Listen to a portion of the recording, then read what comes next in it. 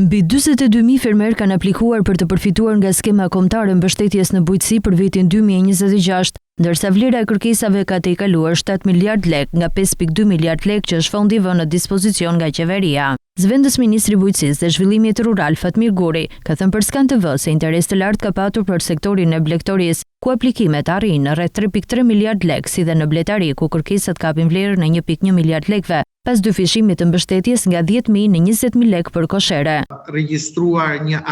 fond për aplikimin i cili kalon 7 miliard lekët, i cili është fondi më i lartë që neve kemi regjistruar ndonjëherë deri tani për sa i përket regjistrimit të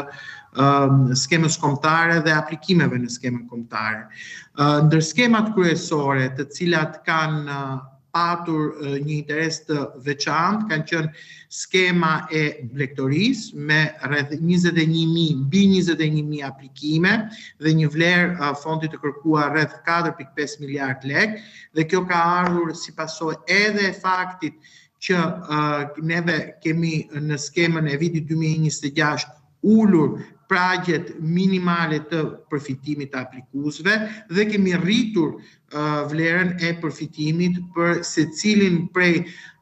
masave të cilat lidhen me blegtorinë, që është gjedhi, tejimtat, bletaria, dosat. Së dyti, rreth më shumë se sa 21 aplikime shkojnë për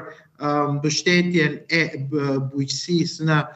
pagesat direkte për hektar, për sipërfaqe të cilat janë mbi 3 hektar. Pjesa tjetër e masave lidhet me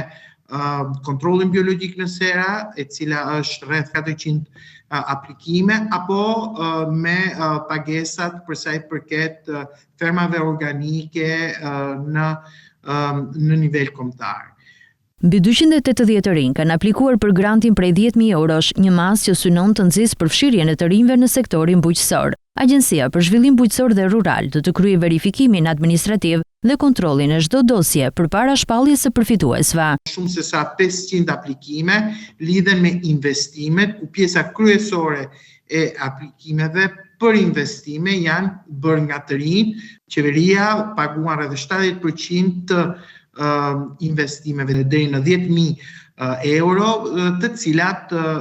kryen nga ata të cilët janë fermer të rinj. Skema parashikon mbështetjen financiare për sektor të ndryshëm të bujqësisë, duke përfshirë blegtorin, bletarin, dosat dhe paradosat, kontrollin biologjik, fermat organike, certifikimin Global Gap e të tjerë.